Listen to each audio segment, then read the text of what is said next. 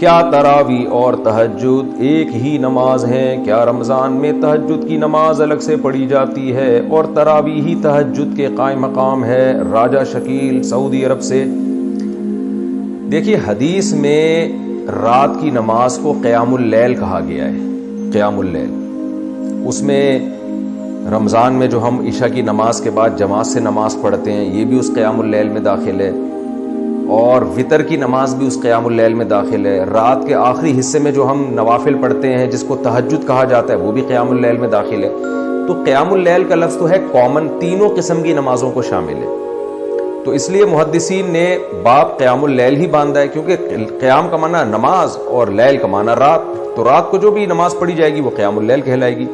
Specific یہ لفظ الگ سے ہمیں نہیں ملتا تراویح کا نبی صلی اللہ علیہ وسلم سے، لیکن لفظ کا ملنا ضروری نہیں ہے، اس لیے کہ بہت سے الفاظ حدیث میں نہیں ہیں۔ بعد میں اسلاف نے ان خاص عبادتوں کو خاص نام دے دیا آسانی کے لیے، کیونکہ ان کی ایک الگ پہچان تھی، جیسے سنت موقدہ اور غیر موقدہ۔ اب یہ ٹرم آپ کو حدیث میں نہیں ملے گی کہ نبی نے ہمیں بتایا یہ والی سنت موقدہ ہے اور یہ غیر موقدہ ہے، لیکن فقہا نے، اسلاف نے بعد میں یہ فرق کرنے کے لیے کہ بھئی یہ سنت عام سنتوں کی طرح نہیں ہے، اس کی زیادہ تاکید ہے، لہذا اس کو نام دے دیا سنت موقدہ کا۔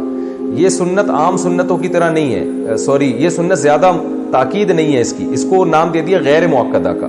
تو یہ ٹرمز جو ہے نا، ان پر کوئی گورنمنٹ کی طرف سے بھی پابندی نہیں ہے اور اللہ کی طرف سے بھی پابندی نہیں ہے، آپ اپنی آسانی کے لیے کسی خاص عبادت کو کوئی خاص نام دے سکتے ہیں۔ تو اسلاف نے نام دیے ہیں یہ، اور واجب کی اصطلاح خاص طور پر فقہائے حنفیہ نے ایک واجب کی ٹرم نکالی کہ بھئی کچھ عبادتیں ایسی ہیں جو ضروری ہیں مگر فرض کی طرح ضروری نہیں ہے، تو ان کو واجب کہہ دیا، اور جو دلیل قطعی سے ثابت تھی اس کو فرض کہہ دیا۔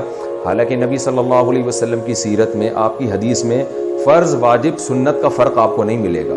بعض چیزیں لازمی ہوتی ہیں لیکن حدیث میں اس کو سنت کہا گیا ہوتا ہے، اور بعض چیزیں لازمی نہیں ہوتی، حدیث میں اس کو فرض کہا گیا ہوتا ہے، اس لیے کہ مقرر ہے، بس وہ اس معنی میں اس کو فرض کہا گیا ہے۔ تو جتنی بھی فقہ کی اور حدیث کی اصطلاحات ہیں یہ تو سب بعد میں ہی وضع کی گئی ہیں۔ تو اسی طرح سے جو وہ نماز جو رات کو عشاء کی نماز کے فوراً بعد پڑھی جاتی ہے، جماعت کے ساتھ پڑھی جاتی ہے، چونکہ اس کے الگ سے احکام ہیں۔ وہ احکام کیا ہیں؟ یہ عام تہجد کی طرح نہیں ہے، اس کے الگ سے احکام ہیں۔ پہلی بات تو یہ کہ جو عام طور پہ تہجد پڑھی جاتی ہے وہ زیادہ افضل ہے رات کے آخری حصے میں، اور اس کا اصل ٹائم بھی رات کا آخری حصہ ہے، اور وہ عام طور پر نبی صلی اللہ علیہ وسلم 8 رکعتیں پڑھا کرتے تھے۔ وہ جماعت کے ساتھ نہیں ہوتی تھیں، وہ الگ سے ہوتی تھیں۔ کبھی 2-4 صحابی آپ کے ساتھ جماعت میں شریک ہو گئے تو ہو گئے، پراپر اعلان کر کے لوگوں کو مسجد میں اکٹھا نہیں کیا جاتا تھا، اور وہ رمضان میں بھی ہوتی تھی، غیر رمضان میں بھی ہوتی تھی۔ اس لیے اسلاف نے، یہ کوئی حنفی شافی کا مسئلہ نہیں ہے، ہمارے اسلاف نے اس نماز کو الگ سے تہجد کا نام یہ نہیں دیا، اس کو تراویح کا نام نہیں دیا۔ اور یہ جو نماز تھی جس کے الگ احکام ہیں، جو صرف رمضان میں پڑھی جاتی ہے، عید کا چاند نظر آتے ہی آپ کے لیے اس کا پڑھنا ناجائز ہو جاتا ہے، عشاء کی نماز کے فوراً بعد پڑھی جاتی ہے، پراپر جماعت کرائی جاتی ہے، پبلک کو اکٹھا کیا جاتا ہے، ایک امام کے پیچھے پڑھتے ہیں۔ تو یہ چونکہ اس کے الگ احکام تھے، اس لیے ہمارے اسلاف نے اس نماز کو تراویح کا نام دے دیا۔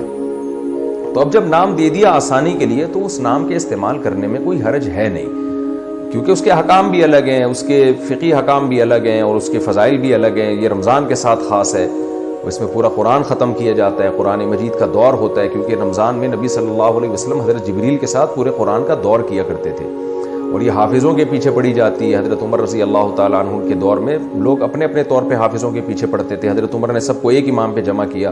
اس کی مخصوص رکعتیں ہیں جو چاروں ائمہ کے نزدیک کم سے کم 20 رکعتیں ہیں، تو اس لیے اس کو الگ سے نام دیا گیا۔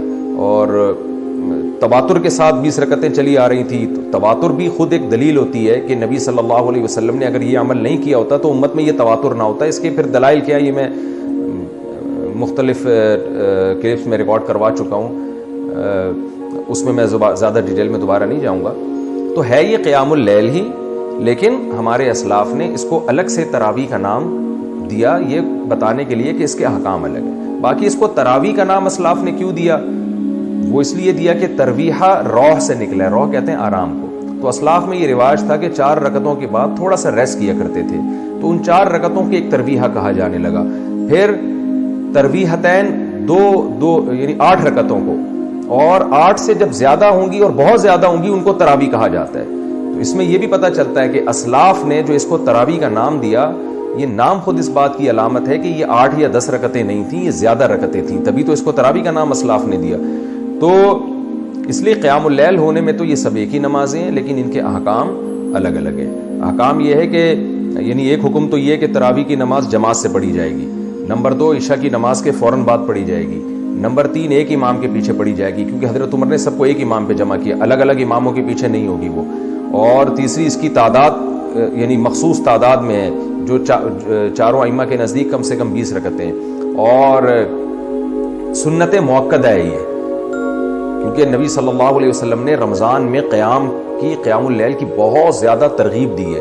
تو قیام اللیل کا سب سے پہلا مصداق وہی نماز ہوگی نا جو رمضان کے ساتھ خاص ہے. اس لیے جمہور علماء کے نزدیک یہ سنت موقدہ ہے. تو یہ سارے حکام ہیں اس کے، اس وجہ سے اس کو الگ نام دیا. لیکن اگر کوئی نہیں دینا چاہتا نام تو وہ قیام اللیل کہہ لے، گورنمنٹ کی طرف سے کوئی پابندی نہیں ہے. ناموں میں کچھ نہیں رکھا، کام کو فوکس کرنا چاہیے. آپ یہ نماز پڑھ لیں، بے شک تہجد کہہ کے پڑھ لیں، قیام اللیل کہہ کے پڑھ لیں، کسی بھی نیت سے پڑھ لیں، لیکن پڑھ لیں. اصل چیز ہے پڑھنے کو فوکس کر